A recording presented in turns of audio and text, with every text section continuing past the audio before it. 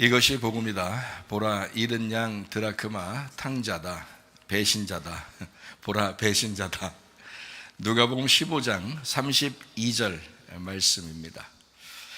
이 내 동생은 죽었다가 살아났으며 내가 잃었다가 얻었기로 우리가 즐거워하고 기뻐하는 것이 마땅하다 하니라.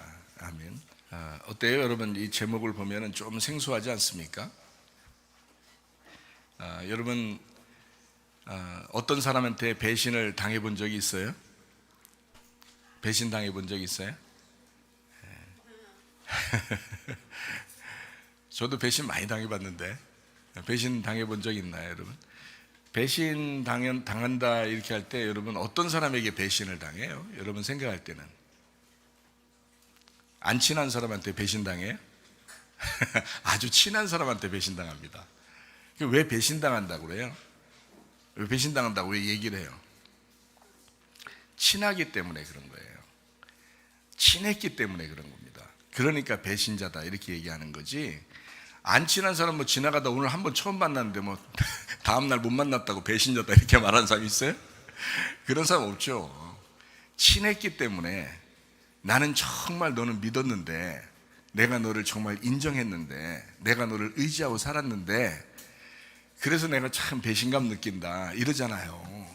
그래서 여러분, 부부가 처음에 이제 연애하면서 만나가지고 가정생활을 이렇게 꾸리잖아요. 그러면 참 친해요.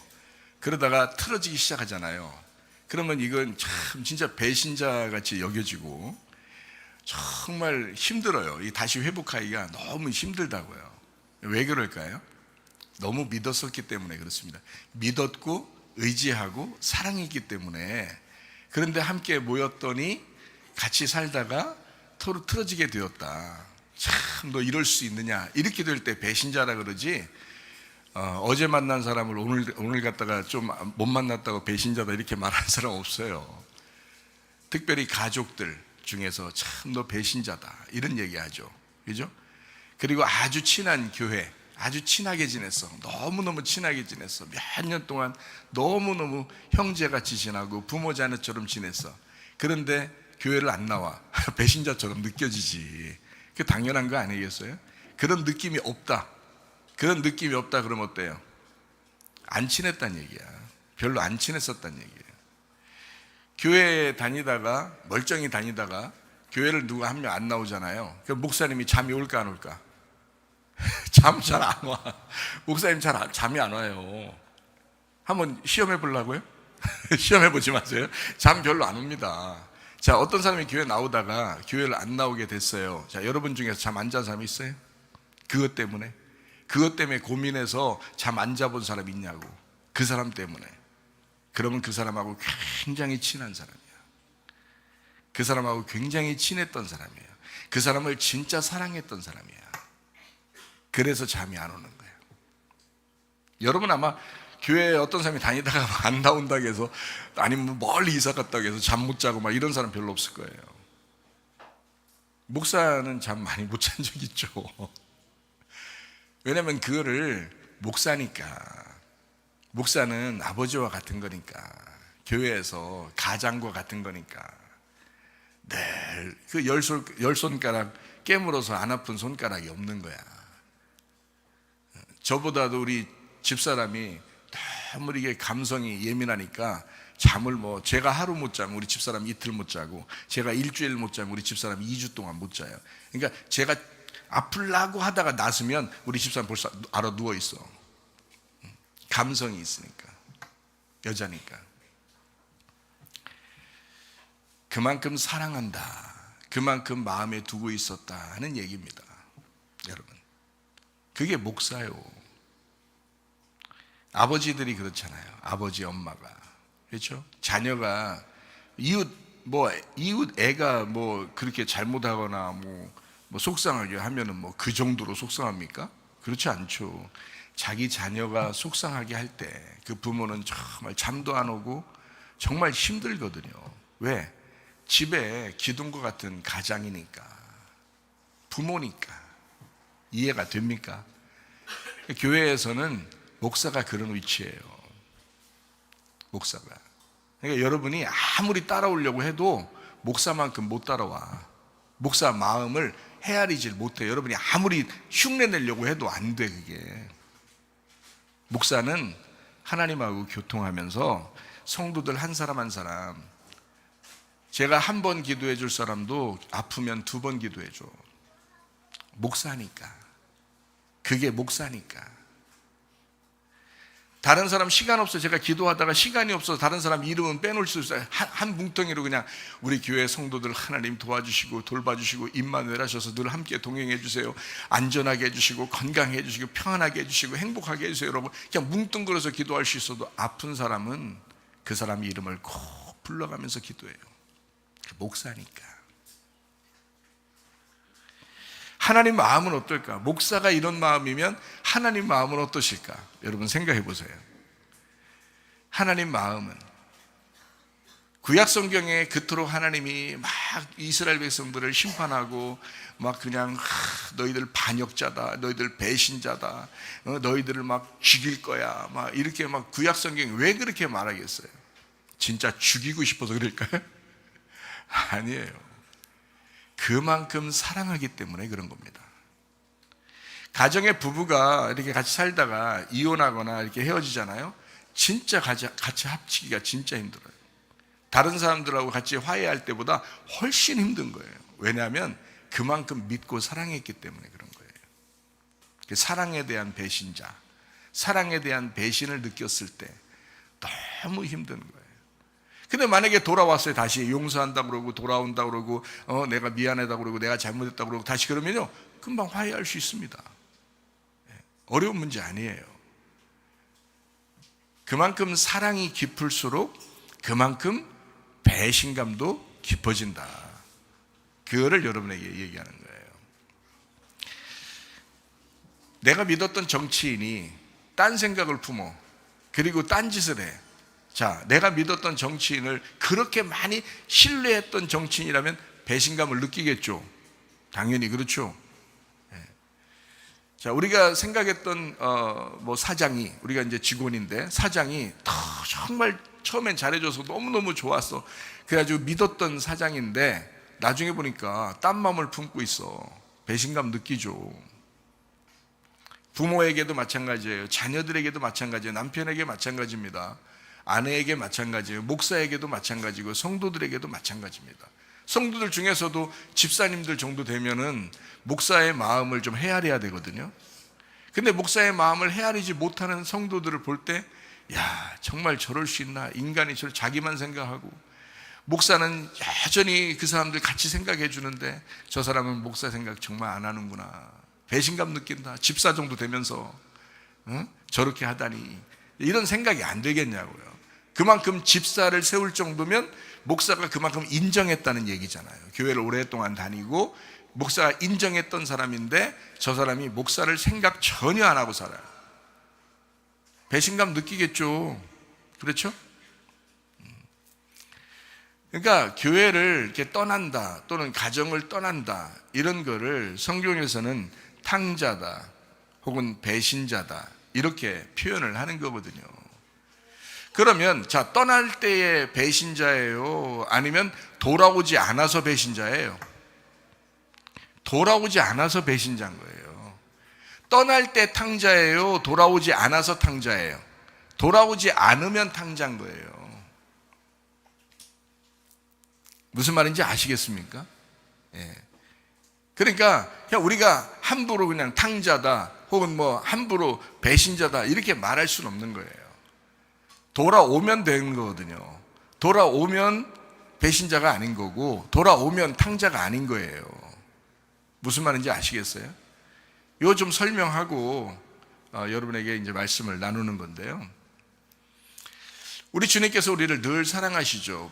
구약의 복음이 뭐라 그랬어요? 이사야 53장 5절 말씀이잖아요. 주님이 찔리신 것은 우리 허물 때문이요 주님이 상하신 것은 우리 죄악 때문이라. 주님이 징계를 받음으로 우리가 평화를 누리게 되었고 주님이 채찍에 맞음으로 우리가 나음을 얻게 되었다. 자, 우리가 죄인 되었을 때에 주님께서 우리를 위하여 십자가 못 박혀 돌아가심으로 하나님의 아들을 만들어 주셨다는 거예요.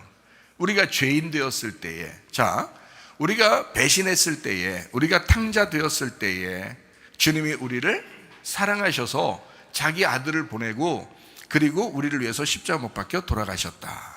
그래서 하나님의 사랑을 확증하셨다. 그거거든요. 그게 성경의 복음입니다.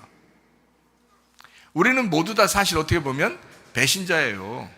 어떻게 보면 우리는 모두 다 탕자라고요. 누가 누구를 비판하거나 누가 누구를 판단할 수가 없어요.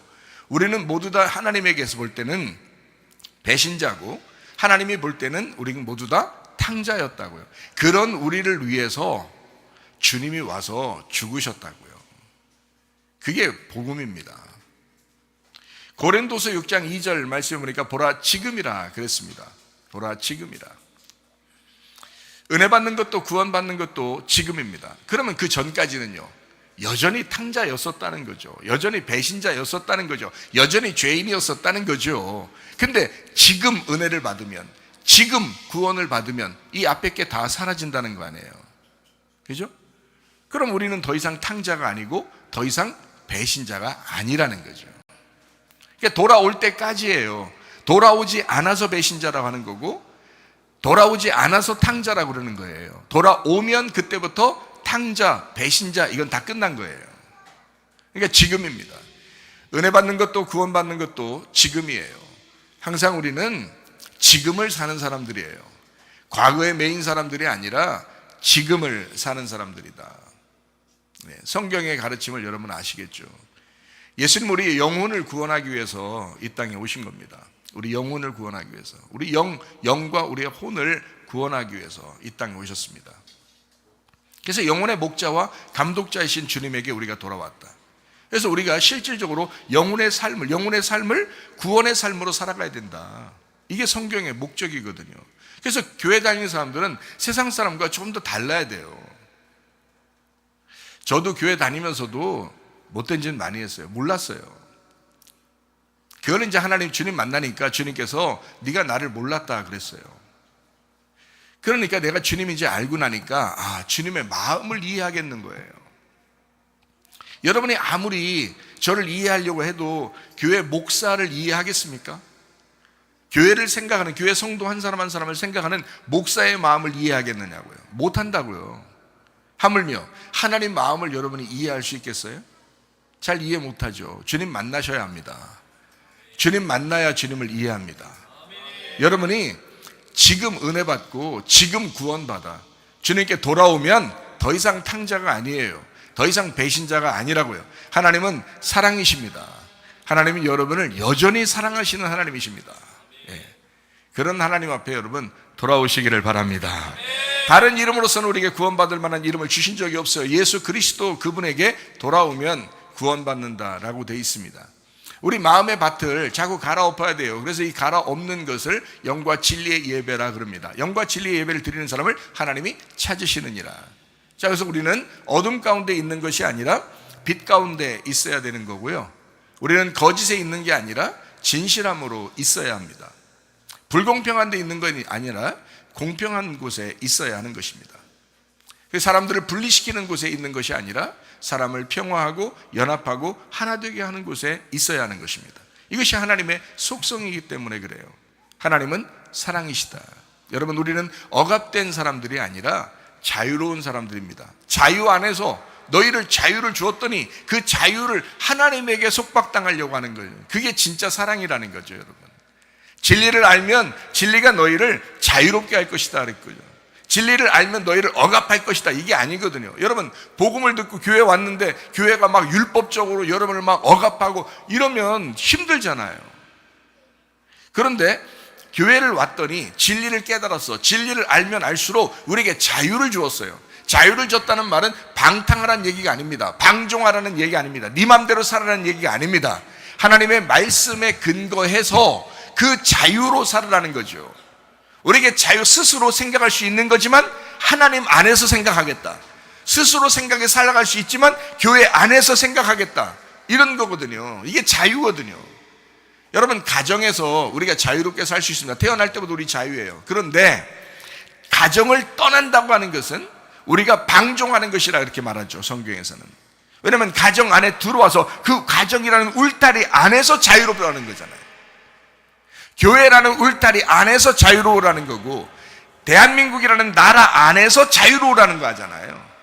우리가 대한민국을 사랑하지 아니하고 나라 중심적이지 않으면서 나라를 어떻게든지 해를 끼치려고 하면서 우리는 자유로워 이렇게 말하는 건 안 되죠.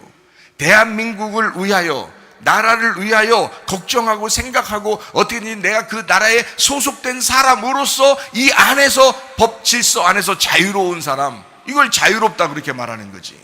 방종이 아니죠. 우리는 아무렇게나 자동차 가다가 그냥 신호도 안 지키고 그냥 막 달리면 되겠습니까? 안 되죠. 신호를 지켜야죠. 왜? 그건 우리에게 정한 자유 안에서의 법 질서니까. 그러니까 이런 법 질서처럼 대한민국을 우리에게 주셨다고요. 자, 여러분, 가정을 법 질서 안으로 주셨다고요. 가정을 함부로 생각하면서 부모를 함부로 생각하고 남편을, 아내를 함부로 생각하고 자녀를 함부로 생각하면서 막 내 마음대로 살아요? 안 된다는 거죠. 그건 배신입니다. 이해가 되시겠습니까? 교회도 마찬가지예요. 교회 법 질서 안에서, 교회에서 내가 어떤 위치냐, 나는 집사다, 나는 목사다, 나는 어떤 위치를 가지고 있느냐, 그 안에서, 그 질서 안에서 행동해야 되는 거죠. 그걸 벗어나서 나는 자유가 있으니까, 나는 예수 믿었으니까, 나는 복음 받았으니까 나는 내 마음대로 살 거야, 그건 방종이죠. 집사가 해야 할 일을 하는 것이 자유입니다. 목사가 목사해야 할 일을 하는 것이 자유입니다. 이해가 돼? 성도가 성도의 하는 일을 해야 자유입니다. 그 법 질서 안에서, 하나님의 말씀이라는 법 질서 안에서 생활하는 거예요. 그거를 자유롭다. 그래서 진리를 알아야 자유로운 것이다 라고 말하는 것입니다. 진리를 모르면 거짓이니까 세상의 거짓에 우리가 빠져 있는 거예요. 속는 것입니다. 속아서 막 행동하는 거예요. 그거를 뭐라, 자유가 아니라 방종이다 이렇게 말을 하죠. 이해가 되시겠습니까? 우리 누가복음 15장 32절 말씀입니다. 이 내 동생은 죽었다가 살아났으며 내가 잃었다가 얻었기로 우리가 즐거워하고 기뻐하는 것이 마땅하다 이렇게 말합니다. 믿었던 정치인, 믿었던 사장, 믿었던 목사, 믿었던 집사, 믿었던 부모, 믿었던 자녀, 자기 뜻대로 안 되고 딱 보니까 무질서하고 딱 보니까 아니야, 저건 아니야 라고 생각되면 배신자라고 여겨질 겁니다. 그만큼 어떻게 해요? 사랑했기 때문에 그렇습니다. 그만큼 믿었기 때문에 그런 거예요. 그만큼 인정했기 때문에 그런 것입니다. 그러니까 여러분, 부모는 부모답게 사셔야 돼요. 이해가 되십니까? 자녀는 자녀답게 살아야 돼요. 남편은 남편답게 살아야 돼요. 아내는 아내답게 살아야 돼요. 목사는 목사답게 살아야 돼요. 집사는 집사답게 살아야 되는 것입니다. 성도는 성도답게 살아야 되는 것입니다. 이해가 되시겠어요? 자기의 할 의무를 다하고 권리를 찾으란 말이에요. 자기의 할 의무를 다하고 배신자처럼 살지 말고 탕자처럼 살지 말고 아버지의 품 안에서 살아가면 좋겠다. 무슨 말인지 아시겠죠? 자, 나가는 건 배신자가 아닙니다. 나가는 건 탕자가 아닙니다. 돌아오지 않아서 탕자인 거고 돌아오지 않아서 배신자인 겁니다. 우리는 모두 다 하나님 안에서 배신자예요. 다 탕자들이었습니다. 돌아올 때까지 그런 겁니다. 돌아올 때까지. 그 돌아온다는 거를 성경에서는 뭐라고 그래요? 성경에서는 우리가 하나님에게 돌아간다, 그걸 뭐라고 그래요? 회개라고 그러는 겁니다. 회개하지 않아서 지옥 가는 거지, 그 사람들이 나갔기 때문에, 죄가 있기 때문에 지옥 가는 게 아니에요. 회개하지 않아서 지옥 가는 거라는 거죠. 하나님이 볼 때는 돌아오면 되는 거잖아요. 이해가 됩니까? 하나님은 우리 보고, 야, 너희들이 날 떠났어, 너희들이 선악과 먹고 날 떠났어, 너희들이 나를 찾아와야 돼, 나는 너희를 위해서 죽었어, 이제 팔을 벌리고 있거든, 기다리고 있어, 자, 너네가 돌아오면 회개야. 근데 회개를 안 해. 끝까지 자기가 하나님이라는 거야, 자기가 신이라는 거야, 자기 맘대로 해보겠다는 거예요. 그거 어디 가겠어요? 하나님의 품 안에 못 갑니다. 그걸 지옥에 간다 이렇게 말하는 거예요. 이해합니까? 회개하지 않아서 배신자고 회개하지 않아서 탕자라고 그러는 거지, 나가서 탕자나 나가서 배신자는 아닙니다. 성경을 우리가 정확하게 알면 되겠죠? 누가복음 15장에는 잃은 양 드라크마 탕자의 이야기가 있습니다. 잃은 양 드라크마 탕자의 비유가 있어요. 여기에서 말하는 잃은 양도 마찬가지죠. 잃어버린 드라크마도 마찬가지죠. 잃어버린 탕자도 마찬가지입니다. 근데요, 잘 생각해 보세요, 여러분. 탕자가 잃어버렸어요. 탕자가 아버지가 잃어버렸다고 그랬어요? 잘 생각해 보라고. 이거는 누가복음 15장을 다시 잘 한번 생각하면서 성경을 다시 보시라고. 아버지가 탕자를 잃어버렸어요? 잃어버리지 않았어요? 아니, 탕자를 잃어버렸다고 그랬어요? 잃어버리지 않았다고 그랬어요? 네? 아니, 생각을 해보면 성경을 다시 읽어보라고. 누가복음 15장을 읽어보시면 알 거 아니에요. 제가 지금 한국말 하고 있잖아요. 탕자가 처음에 나갈 때는 둘째 아들이었어요. 둘째 아들. 그렇죠? 둘째 아들이 아버지한테 재산 달라고 그럴 때 반을 나눠서 달라고 그래요. 그래서 아버지가 형하고 동생하고 반을 나눠서 이렇게 주었거든요. 이렇게 주었어요. 줘가지고 동생은 나갔고 그 반을 가진 형은 그냥 집에 있었어요. 그렇죠? 그래서 반을 가지고 나가는 아들 보고 아버지가 뒤통수에 대고서 이 배신자, 이 탕자야, 이렇게 한 적이 있어요, 없어요? 없어요. 그리고 나는 너를 잃어버린 거야. 너하고 나는 끝이야. 이랬어요. 아버지가 나누어 줬어요. 아버지가 재산을 나누어 줬다니까. 아버지 재산을 가지고 간 거예요. 합법적으로. 잃어버린 게 아니라고. 탕자가 아니라고. 배신자가 아니라고. 무슨 말인지 아시겠어요? 그러니까 여기서 나갈 때는 누구로 나가는 거예요? 뭘로 나가는 거예요? 누구로 나가는 거예요? 나 같은 죄인으로 나가는 거예요. 하늘에서 이 땅에 내려오신 하나님의 아들로 가는 거야. 하나님의 아들로서 나가는 거야. 하나님의 아들로서. 자, 나가가지고 누구 만나요? 아니, 가서 뭐 기업가를 만날 수도 있고 정치인을 만날 수도 있고 말이에요. 그죠? 위대한 교육자를 만날 수도 있었잖아요. 근데 나가가지고 이 둘째 아들이 꼭 누굴 만나? 성경에 보니까 누굴 만났어요? 창기를 만났다고요. 그러니까 허랑방탕하니까 그냥 둘째 아들이 아주 막 나가는 사람이니까 가서 창기를 만났구나 라고 생각하겠지만, 둘째 아들이 나가는 목적은 창기를 만나기 위해서 나간 거였습니다. 그러면 갈 생각이에요? 자, 하나님의 아들이 이 세상에 내려올 때는 누구를 만나러 온 거예요? 창기와 같은 죄인인 나를 만나러 오신 거예요. 거기서는 내가 창기라고.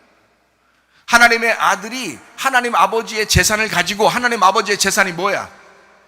여러분, 하나님의 아버지의 재산이 뭐예요? 말씀이에요. 하나님 아버지의 재산이 뭐예요? 사랑이에요. 하나님 아버지의 재산이 뭐예요? 용서예요. 하나님 아버지의 재산은 긍휼이라고. 하나님 아버지의 재산을 가지고 창기와 같은 죄인인 나, 아무나 그냥 내 남편 삼고 아무나 그냥 막 물란하게 살아가는, 이 세상 좋아서 그냥 막 살아가는 나를 찾아서 오신 거라고요. 하나님의 재산을 가지고, 하나님의 사랑을 가지고, 하나님의 용서를 가지고, 하나님의 긍휼을 가지고 찾아오신 거라고. 목적은 하나님의 아들이, 둘째 아들이 이 땅에 내려오신 것은 창기를 만나는 목적이었습니다. 이때는 죄인이 아니에요. 탕자가 아니라고. 배신자가 아니라고. 아버지를 배신해서 간 게 아니라고요. 탕자가 아니라고요. 여기에서 돌아오지 않으면 탕자인 거야. 이해가 돼요? 여기에서 다시 돌아오지 않으면 그게 배신자라 그러는 거라고요. 창녀가 바로 우리예요. 바로 우리를 만나러 예수님이 오신 거라고요.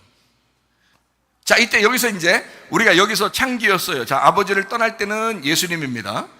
어떤 예수님이에요? 어떤 사랑을 가진 예수님이에요? 아가페 사랑을 가진 예수님이에요. 아가페 사랑을 가진. 그러니까 무조건 우리를 사랑하기. 무조건 사랑하니까 죄인도 사랑하지. 무조건 사랑하니까 창녀도 사랑한 거지. 이해가 돼요? 그렇게 오신 예수님이란 말이에요. 자, 여기에서 이제 아버지 재산을 가지고 창녀하고 놀고 있습니다. 여러분, 지금 제가 아버지 재산을 가지고 있습니다. 하나님 아버지의 재산을 가지고 있어요. 이제 말씀입니다. 하나님의 사랑이고 하나님의 용서예요. 자, 이거를 어떻게 여러분에게 놀고 있잖아요.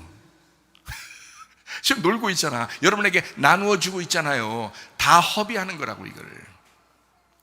내가 가진 아버지의 재산을, 내가 가진 하나님의 재산을 여러분에게 허비하고 있잖아요. 나누어 주고 있잖아요. 이해가 되십니까? 이 말씀을. 성경을 잘 보라고요. 성경을 그냥 대충 보지 말고 자세히 하나님의 마음으로 보라고요. 여러분에게 이제 나눠주고 있습니다. 자, 나눠주는 것이 목적이었어요. 나눠줬어요. 그 다음에는 이제 어떻게 될까요? 그 다음에 자, 다 나눠줬어. 다 허비됐잖아요. 다 허비됐어요. 자, 그러면 이제 아들이 아버지에게 돌아가야 돼요? 안 돌아가야 돼요? 돌아가야 돼. 돌아가야 되는데 누구 마음을 끌어안고 가야 돼? 누구로서 가는 거예요? 창기로서 가는 거야. 창기로서. 창기와 하나가 됐잖아. 창기와 한 몸을 이루었잖아. 이해가 돼요? 창기와 한 몸을 이뤘어. 창녀들과 한 몸을 이뤄서 죄인들과 하나가 됐단 말이에요. 우리가 예수 그리스도가 우리 이 땅에 오셔서 죄인들인 여러분과 저에게 하나가 됐다고요. 그렇게 하나 된 우리들과 함께 같이 가는 거야. 그 몸으로, 예수님이 너덜너덜해진 그 몸으로 그 아들이 가는 거예요. 어떤 몸으로? 죄인된 몸으로, 창기와 같은 몸으로. 우리와 같이 하나님을 떠난 그 마음으로 아버지에게 돌아가는 거예요. 그때는 아가페 사랑이 아니에요. 필레오 사랑이어야 합니다. 필레오 사랑은 저쪽에서 나를 사랑해 줬기 때문에 나도 사랑합니다 라는 게 필레오 사랑이에요. 그게 남녀간의 사랑이죠. 남편과 아내의 사랑입니다. 하나님과 우리 사랑은 아가페고, 하나님이 우리를 아가페 사랑했고, 나는 하나님이 날 아가페로 사랑했으니까 내가 하나님을 필레오 합니다. 사랑합니다. 이렇게 말할 때 필레오, 요한복음 21장에 나타나는 그 사랑이죠. 아가페를 필레오로 대답하는 베드로, 두 번 닭 울음소리를 듣고 다시 주님에게 돌아가는 그 베드로의 마음이잖아요. 거듭남입니다. 자, 이 아들이 창기와 같은 죄인된 몸으로 이제 우리와 함께 이제 아버지를 찾아갑니다. 아버지를 찾아가요. 자, 이 아버지에게 찾아가는 그 마음을 한번 생각해 보세요. 그러니까 어렵사리 찾아가는 거예요. 자, 어떤 마음으로 간 거예요? 어떤 마음으로? 여러분이 교회에 왜 나왔어요? 자, 하나님에게 왜 나온 거예요? 하나님 천국 가려고 왜 나왔어요? 어떤 마음으로 나오신 거예요? 그래도 하나님이 날 용서하지 않을까? 하나님이 나를 아직도 사랑하지 않을까? 그래도 내가 하나님에게 돌아가면, 내가 교회에 돌아가면 하나님이 나를 천국으로 인도하지 않을까? 이래서 나오시는 거 아니에요? 이 아들도 똑같았어요. 창기와 같은 우리와 함께 한 몸이 돼서 아버지에게 돌아갈 때는 우리 아버지 집에는 먹을 양식이 많은데, 우리 아버지 집에는 하나님 말씀이 많은데, 저 교회에는, 우리 집에는 하나님의 사랑의 말씀이, 그 용서의 말씀이 많을 텐데, 그러니까 돌아가는 거예요. 원래 아들이 하나님 마음을, 아버지 마음을 아버지와 같이 있을 때 알아요, 몰라요? 알죠. 그래서 우리를 끌어안고 같이 가는 거예요. 아버지 집에는 풍족한데, 거기에는 종들도 많이 먹는데, 종들도, 아버지 집에는 하인 하녀들도 그렇게 잘 먹고 잘 사는데 난 여기서 굶어 죽겠구나. 아버지에게 돌아가야 되겠다. 그런 마음을 가지고 돌아가기 시작하는 거예요. 이때는 필레오가 필요합니다. 회개가 필요합니다. 돌아가는 것이 필요합니다. 자기의 힘이 필요합니다. 하나님, 주님께서 나를 이렇게 사랑해 주셨으니 나도 주님을 사랑하겠습니다. 주님을 사랑할게요. 그러면서 내 선택이 필요한 거예요.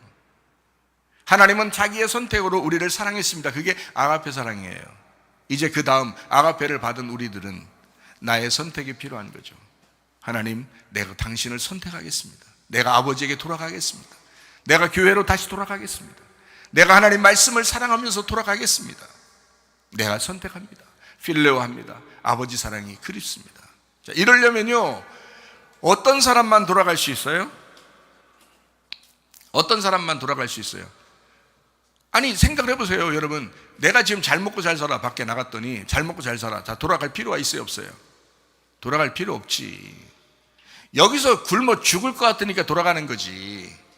그 말은, 굶어 죽을 것 같다는 말은 성경에서 어떤 표현이에요? 야, 나 굶어 죽을 것 같아, 그래서 아버지에게 돌아가야 되겠어 할 때 그 굶어 죽을 것 같아요 라는 그 말이 어떤 표현이겠어요? 어떤 말이겠어요? 성경에서는 아폴리미, 잃어버린 자, 그거를 파괴된 자, 멸망받은 자, 이 말이에요. 파괴돼서 막 으스러진 자야, 이게 아폴림이라는 단어예요. 그래서 잃어버렸다가 돌아왔다라고 할 때는 완전히 파괴되지 않으면 못 돌아온다는 얘기입니다. 완전히 파괴된 사람이 잃어버렸다고 느껴질 때 다시 돌아오는 거예요. 성경의 원리입니다. 나 같은 것이 어떻게 교회를 갈 수 있을까? 나 같은 것이 어떻게 하나님 나라에 갈 수 있을까? 나 같은 것이 어떻게 하나님을 믿을 수 있을까? 나 같은 것이 이렇게 잃어버려지고 멸망당하고 파괴된 사람만 주님께서 받아주시는 거예요. 그리고 그 사람이 필레오로 주님을 선택하는 거예요. 자기가 파괴됐으니까, 자기가 멸망당했으니까. 그게 지금 돌아온 탕자예요. 돌아온 탕자 이야기가. 그러니까 사람들은 잘 이걸 구분을 잘 못하니까 어떻게 생각하겠어요? 아, 우리가 탕자로 나갔다가 죄 짓다가 다시 돌아오는 거다, 이렇게만 생각한다고요. 아니라고요. 하나님 아들 예수 그리스도가 우리와 더불어 이 말씀을 같이 공유하는 것입니다. 그래서 하나님의 아들이 이 땅에 나를 위해서 오시고 나는 그분과 더불어 함께 너덜너덜해진 우리 마음, 심령이 가난해진 그 거지 같은 마음으로 주님에게 다시 아버지에게 돌아가는 거란 말이에요. 그 모습이 누가복음 15장의 내용입니다. 잃어버려 본 적이 없는 사람은 다시 돌아올 수가 없습니다. 그래서 제가요, 어떤 교회를 하고 싶었냐면 이런 교회를 하고 싶었어요. 실제예요. 제가 어떤 교회를 하고 싶었냐면 고아들의 교회를 하고 싶다, 또 호레비들의 교회를 하고 싶다, 과부들의 교회를 하고 싶다. 그러니까 우리 교회 모이는 사람이 딱 요 사람들만 모였으면 좋겠다는 얘기예요. 고아들, 호레비들, 과부들, 이혼한 사람들, 이런 사람들이 모였으면 좋겠다. 그리고 자기가 여전히 엄청 죄인이라고 여기는, 아주 이 세상에서 아주 그냥 자기가 주눅들어 사는 그런 사람들이 우리 교회에 왔으면 좋겠다. 나 이런 사람들만 모아놓고 교회하고 싶다. 진짜 내가 목사로서 이런 교회를 하고 싶었어요. 여러분, 난 멀쩡한데 그럼 우리 목사님이 교인으로 생각 안 하나? 난 멀쩡한 사람인데 라고 생각한다면, 여러분, 그 사람들은 내가 지금 얘기했던 요 사람들을 이해해 주는 사람이라면 우리 교회 교인 될 수 있습니다. 그러니까 요런 사람이든지 아니면 요런 사람을 이해해 주면서 우리 교회 오든지, 이러면은 제가 성도수 받아들일 용의가 있습니다. 저는 그런 교회 하고 싶어요. 왜냐하면 잃어버려 보지 않으면요, 주님에게 진짜 올 수가 없습니다. 주님에게 진짜 오는 것은 많이 울어본 사람이에요. 많이 울어본 사람, 진짜 자기 힘으로 아무것도 안 되는 사람, 배신을 많이 당해본 사람, 정말 힘들어 죽을 지경인 사람들, 이런 사람들은요, 자기 가슴이 막 너덜너덜해져요. 막 그냥 가슴이 찢겨 나갔던 그 밥을 먹을 때 밥맛이 없는 그런 정도, 잠이 안 오고 밥맛이 없는 그런 걸 경험해 본 사람은요, 주님께 막 돌아오고 싶어요. 주님을 만나고 싶어야 한다. 그런 사람이 진짜 천국 갈 사람들이에요. 여러분, 정신 차리셔. 그냥 교회 나가고 그냥 다 천국 가는 줄 알고, 안 그래요. 잃어버려 본 사람이 천국 가는 거야. 파괴된 사람이. 그 사람들을 구원하러 오신다 그랬지, 주님께서. 이해가 돼요? 자기 멀쩡한 사람은 구원 못 받아요. 정말로 파괴된 사람이 구원받아요. 밖으로 나가지 않은 형은 여전히 율법이었습니다. 그래서 율법으로 계속 판단하죠. 에휴, 저것은 나보다 못해. 저건 나보다 비판받아 마땅해. 저거는 나보다, 내가 저거를 딱 봐도 저건 죄인이야. 저건 나보다 못해. 이런 사람 있잖아요. 그 형이야, 형. 그게 첫 아들과 둘째 아들 중에서 둘째 아들은 나갔다 와가지고 아버지의 상속자가 되거든요. 근데 형은 그냥 여전히 아버지와 같이 있었는데 비판하는 사람이야. 판단하는 사람이야. 율법자예요. 율법이 판단하는 거죠. 자, 성경 어떻게 이야기하는 거예요? 잃어버렸다가 다시 돌아와야 구원이다. 잃어버렸다가 다시 돌아와야 구원이다. 여러분, 성경에서 구원받은 사람들 잘 보세요. 어떤 사람 구원받았어요? 사마리아 여자, 38년 된 병자, 삭개오, 소경, 문둥병자. 이런 사람들이 구원받죠? 자, 이런 사람들 다 어떤 사람들이에요? 그 당시에 비난받아 마땅한 사람들이에요. 너 뭔가 죄가 있으니까 그렇게 이 땅에서 이렇게 되었지라고 비난받던 사람들이었어요. 근데 그 사람들이 다 구원받았어요. 예수님은 직접 그 사람들을 찾아갔어요.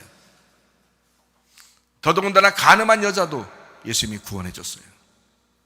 그 사람을 정죄하지 않았어요. 구원했습니다. 나에게 돌아올 때까지 너는 스스로 배신자라고 여기고 스스로 탕자라고 여기겠지만 지금 나를 만난 간음한 여자, 너를 내가 정죄하지 않겠다. 더 이상 그렇게 살지 마라.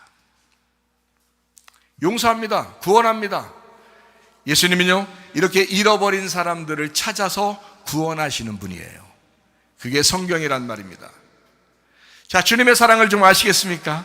성경을 여러분 뜻대로, 여러분 생각대로 성경 보지 마시고 하나님의 마음으로 성경을 보시기를 바랍니다. 구원은 그냥 계속 살아있는 것을 의미하지 않습니다. 구원이라고 하는 것은 뭐냐면 완전히 실패해서 내가 회복되었다, 완전히 질병에 막 갇혀있다가 내가 치료받았다 라고 할 때, 내가 완전히 잃어버렸다, 완전히 파괴되었다, 완전히 내가 배신당하고 완전히 내가 죽을 지경이었다, 근데 나를 다시 하나님 앞에 돌아오게 되었다. 이것을 구원이라고 그러죠.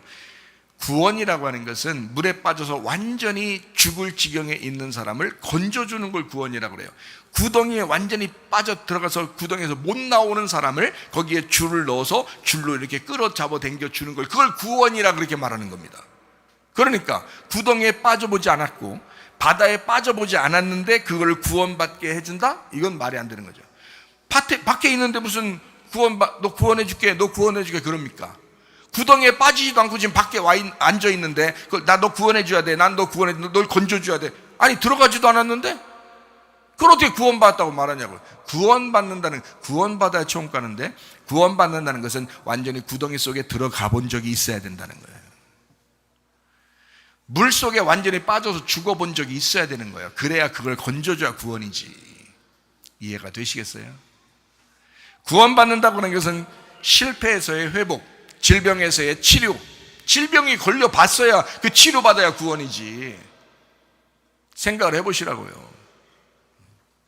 내가 잃어버려보고 완전히 파괴된 그런, 아주 그냥 밥을 먹을 때 밥 먹는 것 같지 않고 너무 속상해서 막 모래알을 씹는 것 같은 그런 걸 제가 경험했다고 그랬잖아요. 제가 그 경험했습니다. 진짜 이게 막 으드득 소리 나더라니까, 밥을 씹는데. 그 정도로 막 속상하고, 그 정도로 화가 나고, 그 정도로 막 진짜 제가 막 그렇게 울분이 있던, 그런 분함이 있던 내가 주님을 만나니까 이게 회복되더라고요. 그걸 구원이라 그러죠. 아, 구원받았다. 내가 구원받았다. 나는 거기에 매여서 살고 있었는데 너무 힘들었는데, 그런데 하나님이 나를 만나주셨다. 그래서 구출받았어요.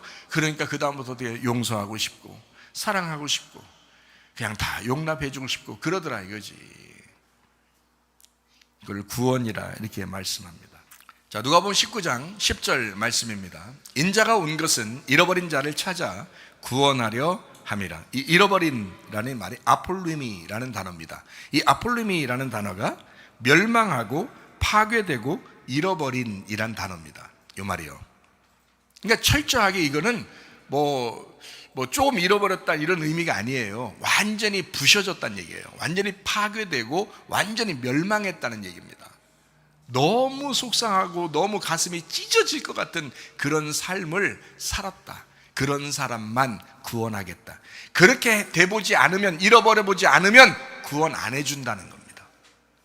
그건 구원이라고 말하지 않는 겁니다. 왜냐하면 넌 그냥 살아있는 거지. 부활시킨다고 하는 것이 그게 천국인데요, 그게 구원인데요, 완전히 죽어봐야 부활한다는 말이 나오는 거지. 그냥 살아있는데 그냥 살아있네, 그러면 이건 부활이라고 말하지 않죠. 부활은 죽은 가운데서 살아나야 부활인 거지. 그거를 구원이라 그렇게 말하는 것입니다. 그래서 구원받은 사람은 부활한 것입니다. 부활한 사람은 구원받은 거예요. 완전히 파괴되고 잃어버린 사람이 구원받는다. 그래서 하나님은 이 땅에 아들을 보내셔요. 그리고 유월절 예수님을 만나게 합니다. 그 유월절 예수님 뭐예요?